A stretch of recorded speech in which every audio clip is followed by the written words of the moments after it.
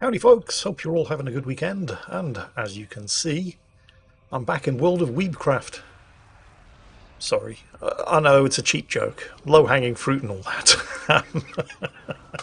Final Fantasy XIV, A Realm Reborn, and I've been having a lot of fun with this game. It is way better than I had any right to expect. But what surprised me most about Final Fantasy XIV is the story of its development, which is, at the same time, one of the best and worst things I have ever heard. You see, back when this game was first released in 2010, it was a massive failure. It was bug-ridden, broken on so many levels, and released to universally negative reviews. Now, I've never experienced any of that. I hadn't touched Final Fantasy XIV until a week ago.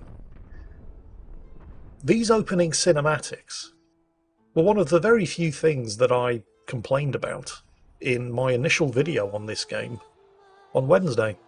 I mean, they're very nice cinematics, but my problem was that I didn't have the faintest idea how any of this, pretty though it is, was relevant to the game that I was about to play. And once I'd started playing, I still didn't understand how any of this was relevant. It just seemed to be pretty cinematics for the sake of pretty cinematics. But that is absolutely not the case. And it's all because of what happened during the development process of the game. Remember, the initial release of the game in 2010 was a bit of a disaster. The game kind of limped along for 2 years before the developers finally pulled the plug. You see, the problems with the game were so fundamental it wasn't something that could just be patched out. And the task of fixing everything that was wrong with the original release of the game was so monumental that most developers just wouldn't have been able to do it. They would have gone bankrupt. But Square Enix decided that they were going to scrap basically everything, other than some of the art assets, and start again from scratch. But they didn't just pull the plug on the game. They didn't just turn the servers off. Oh no, they had something much more spectacular in mind. And what you're watching now, in the animated intro to Final Fantasy XIV A Realm Reborn, or Final Fantasy XIV 2.0 if you like, is what happened at the end of the original life of the 2010 release of the game. Instead of just turning the servers off, the game developers orchestrated a massive, cataclysmic, live event in the game where, well, this happened. Just turning the game off wasn't good enough for Square Enix. They blew the game up, and they did it live with the participation of the existing players. This must have been amazing. Oh, and existing players, by the way, who were guaranteed for no charge a copy of the reborn version of the game when it debuted in 2013. Well, that is pretty impressive, Jingles, but why are we seeing this now? Well, they didn't just blow up their game in a cataclysmic in-game live event. Everything that occurred during the destruction of the original game is part of the new version of the game's history and lore. It is quite literally a realm reborn, hence the title. All of this stuff happened. They turned their greatest failure, and it was a massive failure, into an in-game event of epic proportions. And then when the new version of the game rebooted, everything that had transpired previously was kept in as part of the game's lore and history. Quite frankly, that is genius. And while that's probably the most impressive thing I've learned about Final Fantasy XIV in the last week, it's not the only impressive thing that I've learned about Final Fantasy XIV. This is Alluriel. She's my gladiator, which is a tank class. Now, for those of you who are unfamiliar with MMOs, traditionally, and Final Fantasy XIV is no exception, character classes are split into one of 3 different types: tanks, healers, damage dealers, or DPS. Alluriel as a gladiator is a tank. Now, obviously, I come from a World of Warcraft background, but the fundamentals in Final Fantasy are the same. A tank's job is to generate as much threat as possible on all of the potential bad guys so that the tank is the one with all of the aggro from the bad guys, not the DPS, and definitely not the healer. Now, I'm using terms here that are common in MMOs, and doubtless many of you know what I'm talking about, but for the benefit of those who don't, it's really simple. The tank is supposed to be the only one getting hit. The tank's job is to ensure that they're the only one getting hit, and to not die. Ensuring that they're the only one getting hit isn't easy, but tank classes have a number of tools available to them to help them do this. The not dying part is substantially more difficult, but that's where the healer comes in. And the job of the DPS is just to kill everything before the tank or healer run out of resources. Yeah? Here's the thing. At no point while playing World of Warcraft for the best part of 15 years on multiple tank characters has World of Warcraft ever explained those concepts to me as a player. World of Warcraft just expects you to know what to do, or to fail your way into eventually figuring it out by accident. Generally speaking, people learn by getting it wrong over and over and over again, or reading external guides, or having somebody else explain to them what to do and how to do it. This explains why there are so many terrible tanks in World of Warcraft. There's none of that in Final Fantasy XIV. It doesn't just assume that you know how to play the game. And what you're seeing right now is the game's introduction to the Gladiator class, showing you how to tank. Bruce the Big back there, he's my healer. He's a non-player character. I have been specifically instructed to come to this mine, clear out all the bad guys and ensure that Bruce survives. In fact, right before this encounter, just in case there was any doubt in my mind whatsoever as to exactly what my role was, you know, just in case I hadn't been able to shake my World of Warcraft click and go instincts by skipping through all of the mission briefings, Bruce even said to me, "Keep these guys off me so I can heal you." So straight away I knew two things. I had to make sure that I maintained aggro on all of the bad guys so that Bruce didn't get hit. And two, I didn't have to worry too much about mitigating damage because I have a healer. And as simple as that, with one line of text from a non-player character, just in case I've missed all of the other lines of text in the mission briefings up to this point, keep them off me so I can heal you. With that one simple sentence, Brucey Boy here had let me know what my role was and what I could expect from him by way of assistance. Something that World of Warcraft never tried to explain to its tanking classes until the release of the Mists of Pandaria, the fourth expansion for World of Warcraft, 8 years after the initial release of the game with the Proving Grounds system, which you couldn't even take part in until you were maximum level. Can't help but feel they were leaving it a little bit late there. Final Fantasy XIV, however, teaches you these fundamentals to your role as a tank class right from the get-go. This was a level 10 quest. You could be level 10 on your first day of play. This game doesn't mess around. I mean, this is a simple thing, or it should be a simple thing, but apparently it's too complicated for World of Warcraft to grasp. But teaching your players how to not suck is, I feel, fairly important, and the sooner you do it, the better. It's not the only thing that I was very impressed by. Now, I did touch briefly on this in my original video, but it's not something that I actually experienced myself in-game until I'd reached level 10. And it's to do with the class system.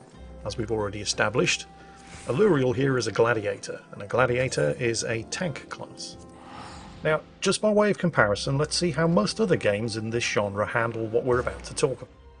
Here we are in World of Warcraft, and here's the list of characters on the server that I play the most. Hallie here is a maximum level female human mage.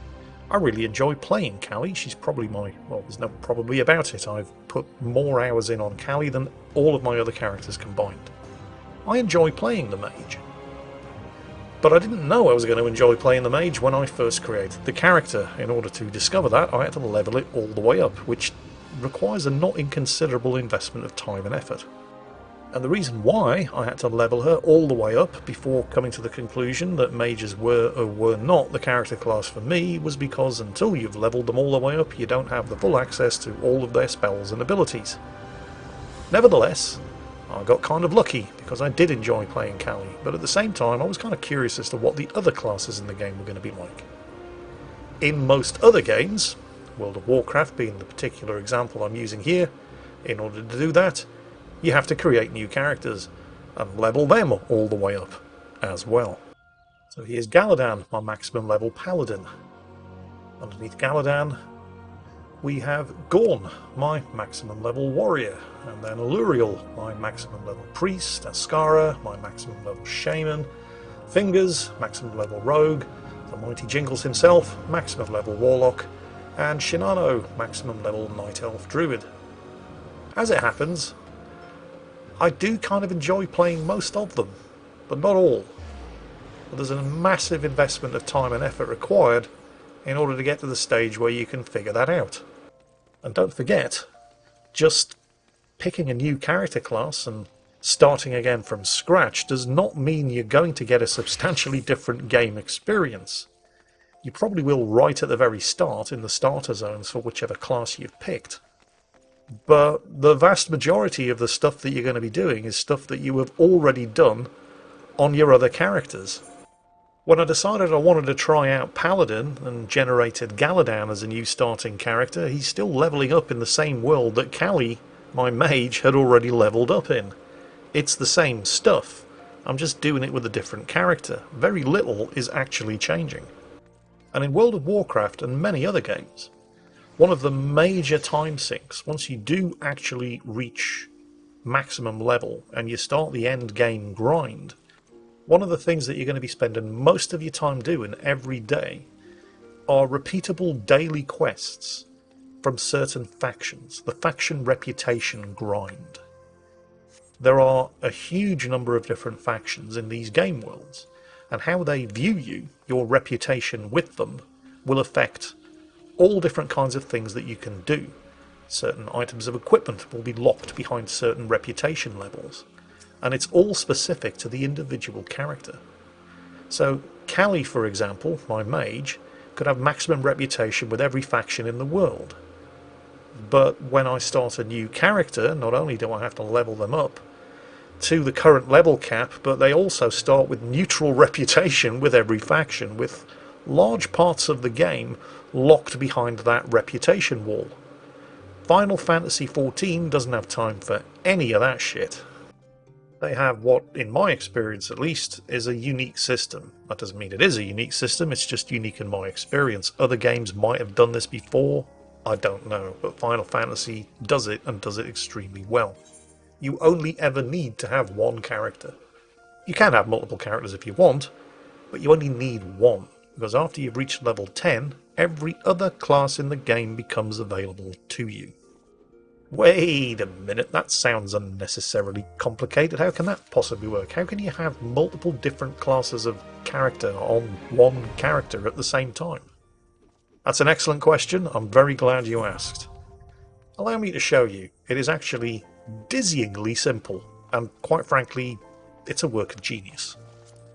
Full disclosure, by the way, I came across this system completely by accident. I don't think that's the game's fault. I think I was just ignoring all of the hints that were pointing me in the correct direction because, well, I've been conditioned by World of Warcraft to just click on a quest and go without, bothering to read too much.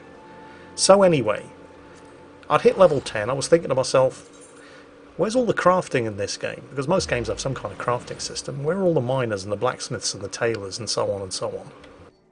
But as luck would have it, shortly after reaching level 10, when I was in the starting city for my race, I noticed all of these new quests started popping up on the minimap. The Way of the Pugilist, the Way of the Lancer, and so on and so on. Now these are other character classes, and I thought, well, I'm quite happy being a gladiator actually. Surely those quests aren't for me. But then I spotted some tradecraft type quests popping up as well. Way of the Goldsmith. So here I am at the Goldsmith's Guild, and I've just accepted the initial starting quest. So they want me to go and speak to the Guild Master. Alright.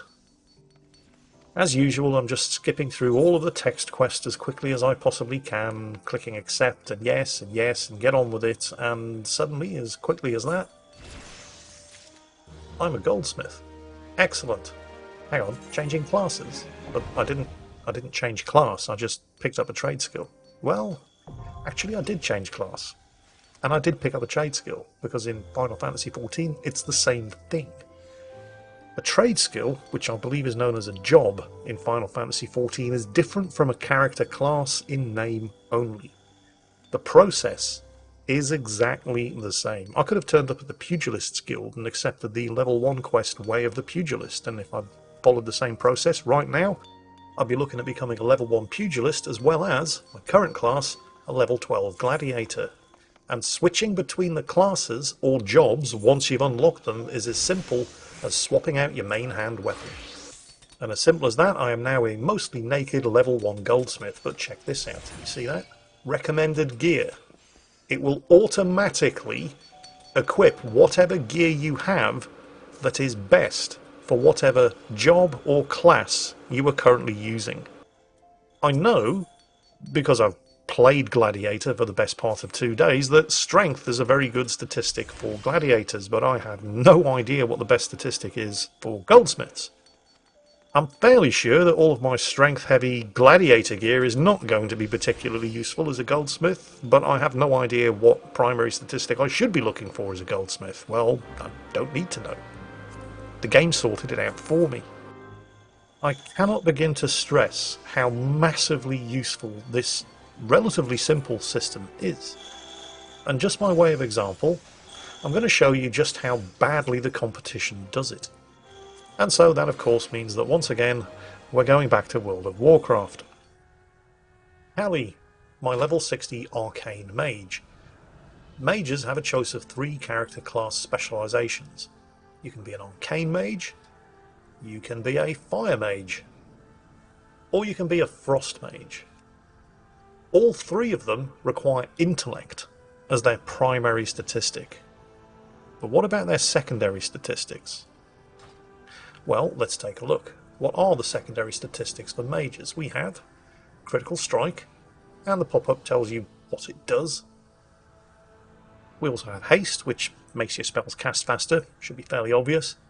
And we have mastery, and mastery does different things for every character class. And then versatility, and again, the pop-up tells you what it does. So, of those 4 secondary statistics, which one is most important? Which one should you stack the most of on your gear for an arcane mage? I don't know. If I pick up a new item of gear that has lots of mastery and lots of haste, is that better for me than my existing piece of gear at the same level which has lots of versatility and lots of crit? I don't know. The game makes no effort to tell you. Check this out, this ring. See at the bottom? It says Arcane, your best. And then below that, my other ring, because you can equip 2 rings in World of Warcraft, and it says Arcane, your second best. Well, the game does tell you, Jingles. No, it doesn't. That's a mod that I've downloaded and installed that tells me what gear I should be equipping. Because World of Warcraft certainly doesn't bother to tell you. And even worse, every expansion they keep moving the goalposts and making one statistic better or worse for whichever class specialization you're in. If you want to know, in World of Warcraft, whether or not a piece of gear that you've just picked up is an upgrade or a downgrade over what you currently have in the same slot, you need to either download and install a mod to figure it out for you and give you a recommendation in the tooltip pop-up, which is what I've done, or have a handy external website bookmarked so you can pop over and check whatever the best secondary stat for your current class specialization happens to be this week. And remember, I hasten to remind you, this ridiculous and needlessly complicated system is currently in use in what is widely regarded as the most user-friendly MMO in the world. Really?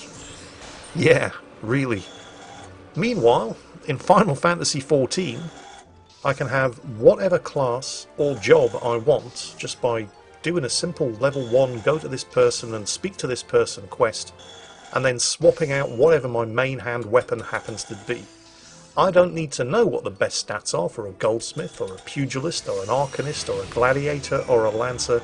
The game knows what that is.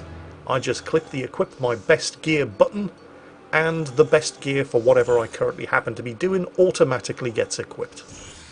So in the meantime, I've been doing a bit of goldsmithing, and I've actually leveled up as a goldsmith a couple of times, and I'm handing in this quest to make something for the guildmaster. And I've picked a new sort of goldsmith specific robe as the quest reward. I've also leveled up again as a goldsmith. Now I'm pretty sure that the item that I just chose from the list of available quest rewards is probably better for goldsmithing than what I'm currently wearing, which is basically just the starter clothes that I had at level 1. Let's see, shall we? Character screen, equip my best gear. Yeah, there it is. Meanwhile, back in World of Warcraft, I'm still alt-tabbed out to an external website trying to figure out whether or not I need more mastery or more crit. And you know what? I think I've had enough of being a goldsmith for now. I want to go back to being a gladiator again. Let's see how simple this is. Press C to open up the character screen, swap out my goldsmith's hammer for my sword, bang, I am once again a level 12 gladiator. What gear should I be wearing? Hit the equip button, there it is. Booted, spurred, ready to go. How simple was that? Someday, all games will be made this way. You see, World of Warcraft, this is what happens when you lapse into complacency and you stop paying attention to what the competition are doing. One day, you wake up and you're not number 1 anymore. And if you ask me, that is exactly what World of Warcraft deserves. And honestly, it's exactly what Final Fantasy XIV, A Realm Reborn, deserves as well, because they've been quietly plugging away in Warcraft's shadow for, well, a decade now, just getting stuff done, and waiting for their turn to shine, and that time has arrived. Players have finally had enough in World of Warcraft. They are leaving in droves, and most of them are heading towards other games like Guild Wars 2, but mostly Final Fantasy XIV. So many, in fact, that the Final Fantasy XIV Steam page ran out of free codes for the trial version of the game. I'm not making this up. Steam ran out of 1s and 0s for Final Fantasy XIV. This was a temporary hiccup, of course, but I thought it was amusing all the same. How can you run out of digital codes? Well, anyway, Steam found a way for that to happen. But World of Warcraft's loss is Final Fantasy's game. I can highly recommend this, even if, you know, it's populated by nothing but weebs as far as the eye can see. But weebs are people too. Anyway, that's it for today. I hope you enjoyed it. I hope you're all having a great weekend, and as always, take care, stay safe, and I'll catch you next time.